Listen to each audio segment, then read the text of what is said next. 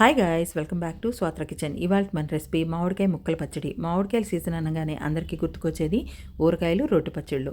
ఇలా నేను చూపించేలాగా వెరీ సింపుల్గా, టేస్టీగా మామిడికాయ ముక్కల పచ్చడిని చేసి గాజు సీసాలో 1 మంత్ వరకు స్టోరేజ్ చేసుకోవచ్చు. టేస్ట్ కూడా సూపర్గా ఉంటుంది. చాలా సింపుల్గా చేసేసుకోవచ్చు.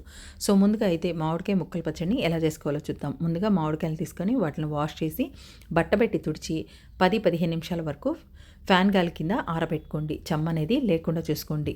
సో 15-20 నిమిషాల తర్వాత ఇది చెమ్మ లేకుండా బాగా ఆరిన తర్వాత ఈ మామిడికాయల్ని ఇలా నేను చూపించేలాగా చిన్న చిన్న పీసెస్గా కట్ చేసేసుకోవాలి.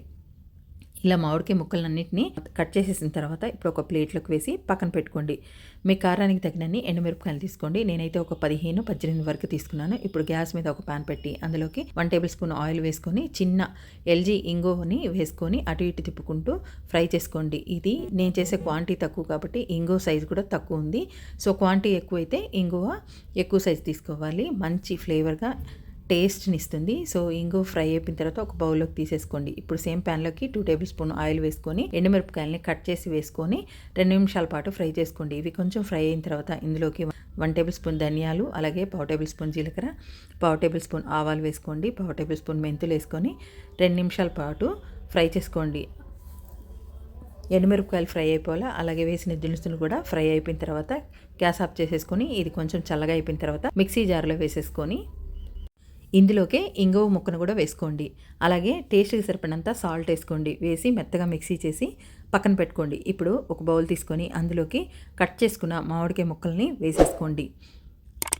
ఇందులోకి మిక్సీ చేసిన కారపొడిని కూడా వేసేసుకోండి. వేసి ముక్కలకి పట్టేలాగా బాగా చక్కగా మిక్స్ చేసుకోండి. ఈ పచ్చళ్ళకి కొంచెం పుల్లదనం కోసం మిక్సీ పట్టిన కారపొడి జార్ ఉంది కదా, సో అందులోకి కొన్ని మామిడికాయ ముక్కలను వేసుకొని కచ్చాపచ్చాగా మిక్సీ చేసుకొని ఈ పచ్చడిలోకి వేసి కలుపుకోవాలి. చక్కగా మిక్స్ చేసుకొని పక్కన పెట్టుకోండి. ఇప్పుడు గ్యాస్ మీద ఒక ప్యాన్ పెట్టుకోండి. అందులోకి 100 అయినా 200 గ్రామ్స్ అయినా ఆయిల్ వేసుకోండి. ఆయిల్ హీట్ అయిన తర్వాత 1/4 టేబుల్ స్పూన్ ఆవాలు, అలాగే పోపు దినుసులు 1 టేబుల్ స్పూన్ వేసుకోండి. అలాగే ఎండుమిరపకాయలు 2 లేక 3 ముక్కలుగా కట్ చేసేసుకోండి.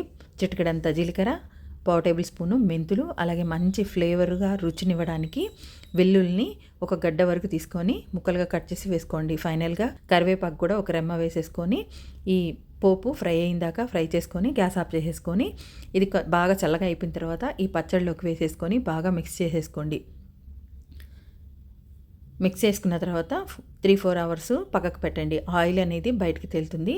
సాల్ట్ కనుక తక్కువ అనిపిస్తే రుచికి తగినంత సాల్ట్ని కూడా యాడ్ చేసుకోండి. సో అంతేనండి, వెరీ సింపుల్గా టేస్టీగా తినే కొద్దీ తినాలనిపించే మామిడికాయ ముక్కల పచ్చడి రెడీ అయిపోయింది. వేడివేడి అన్నంలోకి పచ్చడి వేసుకొని నెయ్యి వేసుకొని తింటుంటే గిన్నెడు అన్నం కూడా లాగిచ్చేస్తాం. సో అంత రుచిగా ఉంటుంది. సో అంతేనండి, వెరీ సింపుల్గా అయిపోయే మామిడికాయ ముక్కల పచ్చడిని మీరు ప్రిపేర్ చేసి మీ ఫ్యామిలీ మెంబర్స్తో, రిలేటివ్స్తో షేర్ చేసుకొని మీకు ఎలా వచ్చిందో కామెంట్ చేయండి. వీడియో నచ్చితే లైక్ చేయండి. Thanks for watching.